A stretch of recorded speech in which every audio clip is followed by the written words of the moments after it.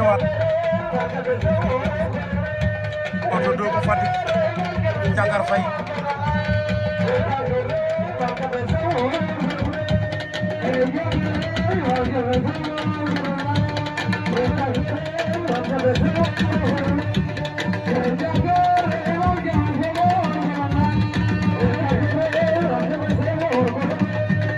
oto doo Ndiangar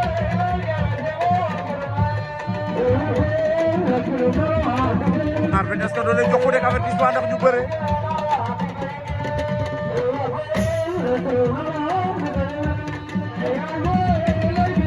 waaw ñaar ñi dañoo war a bëre de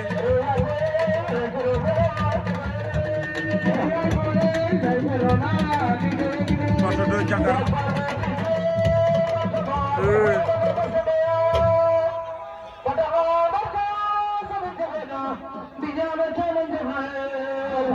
Ali Safando Didkir Dambal Kama Koko Satate ndax beskete yang Ali Taga bo marka sobik jogoy na temi ñala jox na jom na Tony Jem Gandun Jeno Safando Seyo Kormata Malui Oyal Marloj Ale Kor Kasaya Tony Balkaman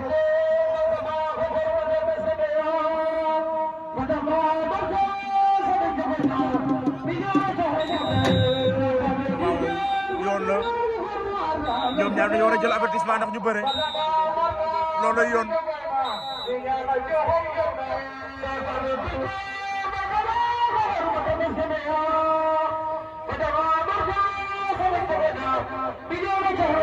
Ndiangar kor na ko de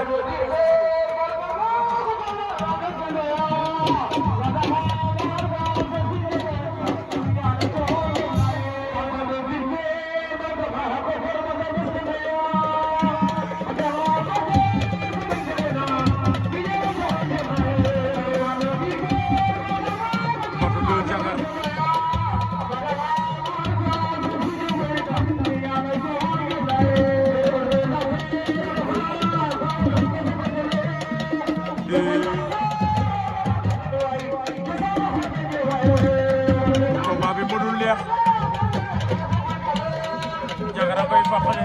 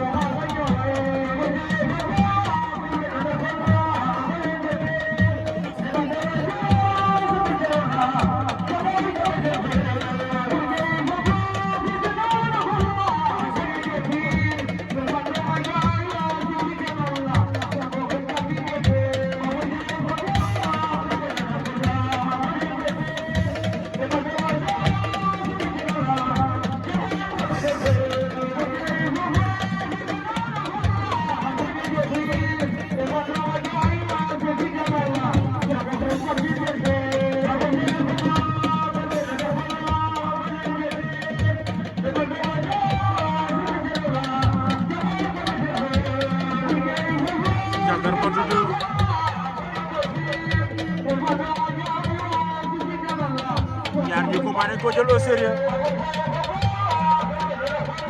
kenn bëggul sali salam avertissement pour Ndiangar avertissement pour Bato dafa yàgg presque 9 minutes de combat avertissement bu lu am lii dañ ca waroon gaaw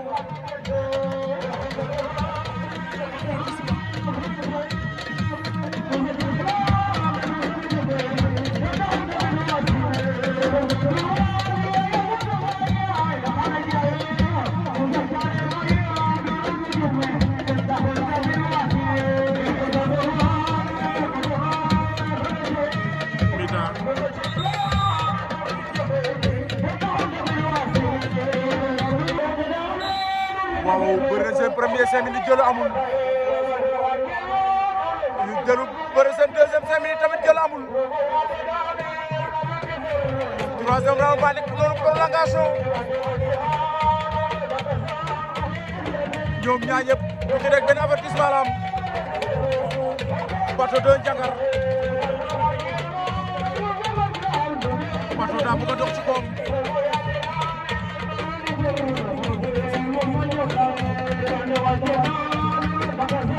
ñaar ñi ku ci gën a muusay jàll waaw prolongation seen troisième round lañ nekk noonu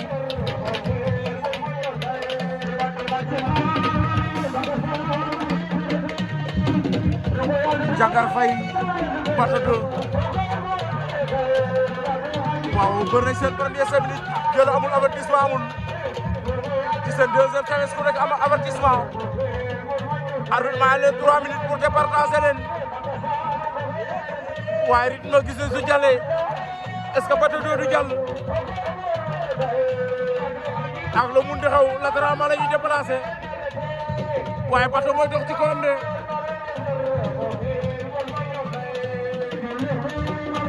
Ndiangar bu ko ba mu actionné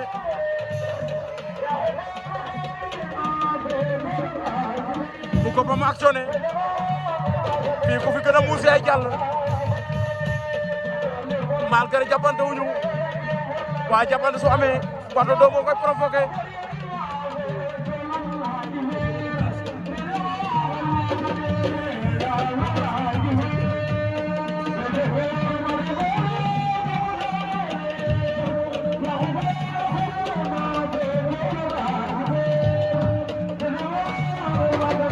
Ndiangar Pato de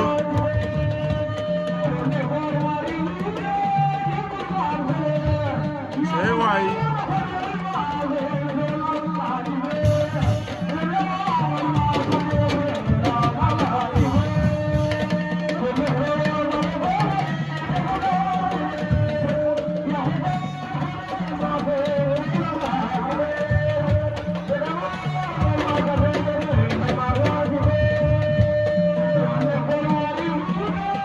Ndiangar Pato de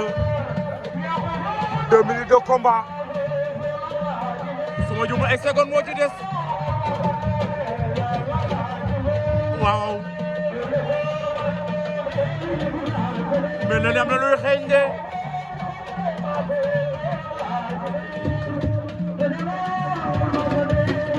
jeex na da ko ci jeex na jëlal ma arbitre yi am na lu mu ko wax de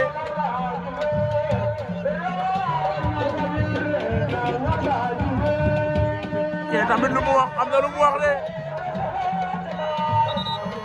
lu xew arbitre nee na Ndiangar jël na Pato de waaye Pato de d'accordul de est-ce que amateur yi d'accord nañ amateur yi d'accord ñu de ne ko ci amateur yi sax d'accord ñu